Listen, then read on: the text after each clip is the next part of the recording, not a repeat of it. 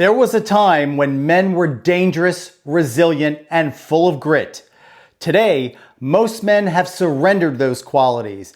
They've traded real strength, toughness, and self-reliance for comfort, safety, and social approval. So here's the real question. Have you become weaker without even realizing it?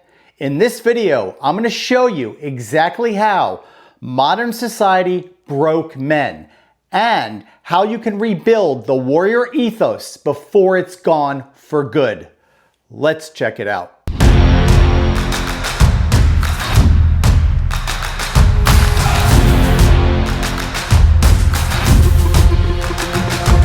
There was a time when men didn't have the luxury of comfort.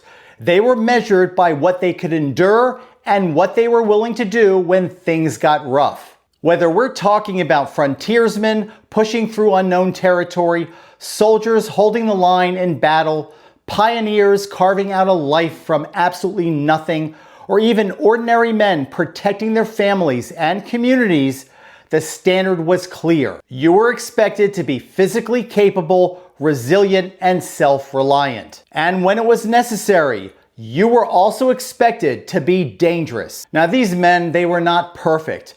Many of them were rough, flawed, and sometimes even brutal. But hardships forged something in them that modern life rarely does anymore. Character, toughness, and a sense of responsibility that went beyond themselves. These men were both physically and mentally tough because their survival and the survival of the people around them depended on it. And that was the standard for most of human history. So what actually changed? Well, for the first time in human history, generations of men could go through life without ever being seriously tested. They no longer had to hunt for food, defend their homes, build their own shelter, or endure the kind of hardships and adversity that once shaped men. Technology and modern conveniences made life a hell of a lot easier and safer, and that's not necessarily a bad thing.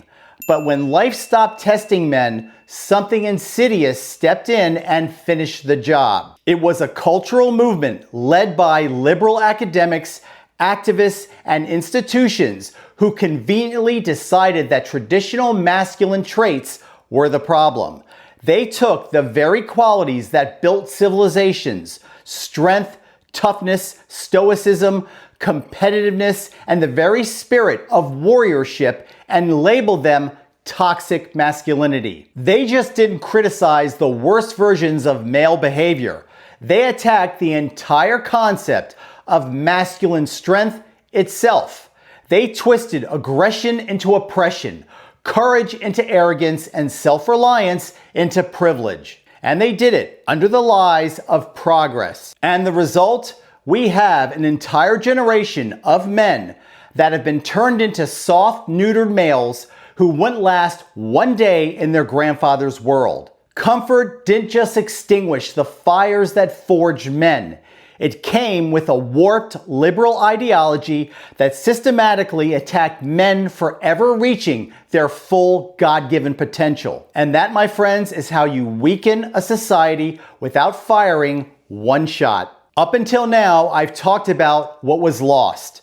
Now, let's talk about what needs to be rebuilt. The warrior ethos is not about being an athlete, or a bodybuilder, or an MMA fighter, or a martial artist. It's a mindset. It's the decision to develop the character and capability required to handle whatever crap life throws at you. A warrior accepts full responsibility for himself and for those who depend on him. He prepares before the crisis arrives instead of hoping it never comes.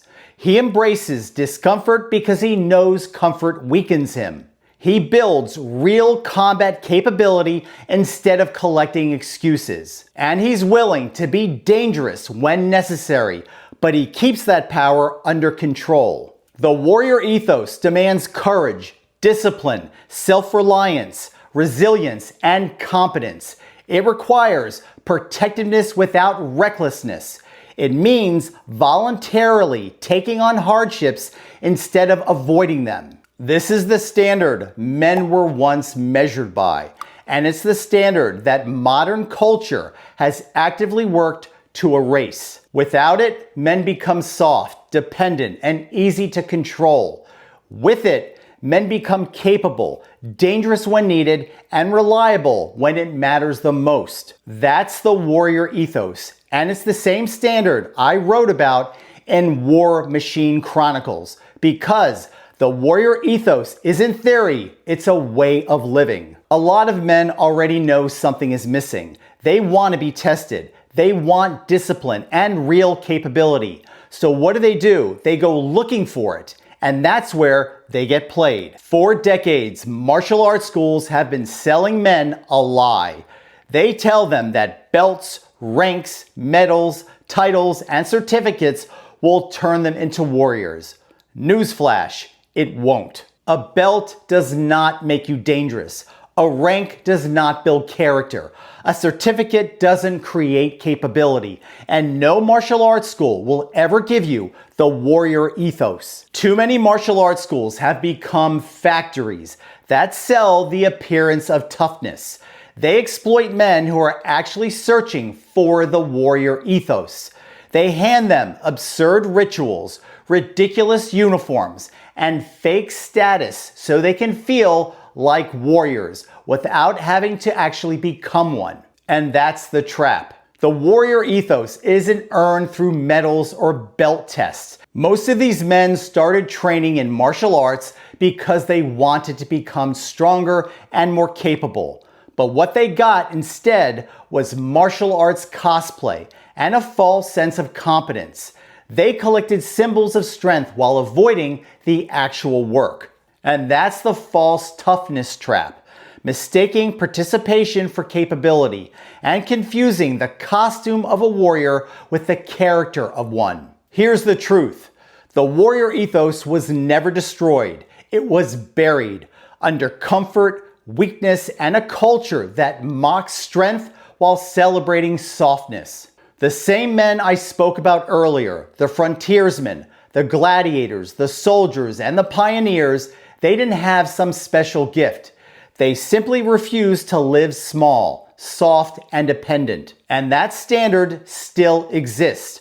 Most men have just been conditioned to ignore it. Rebuilding it doesn't start with a belt or a martial arts school.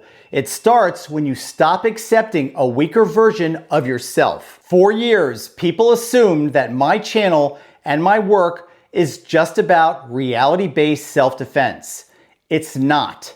Self-defense is only one piece. The real mission has always been helping men reclaim their strength, their discipline, resilience, and self-reliance.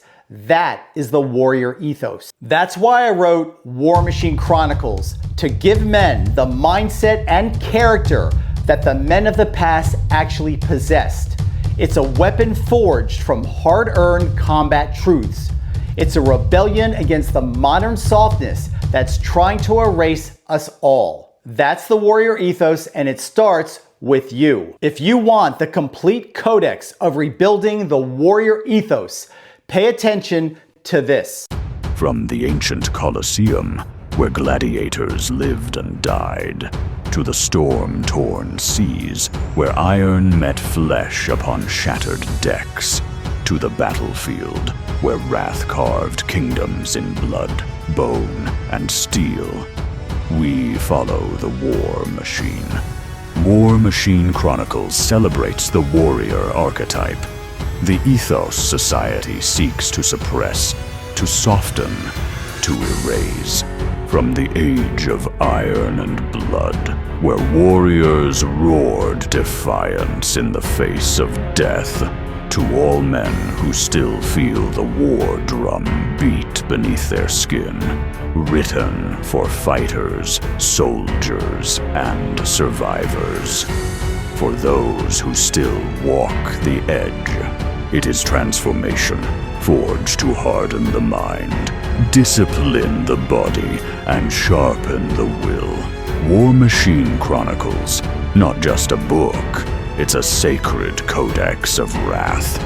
Over 300 pages, more than 100 haunting illustrations, combat verse, and lethal philosophy forged by Sammy Franco. War Machine Chronicles, not just a story, but a weapon. It teaches, it tests, it transforms. War Machine Chronicles, available now on Amazon in hardcover, paperback, and Kindle.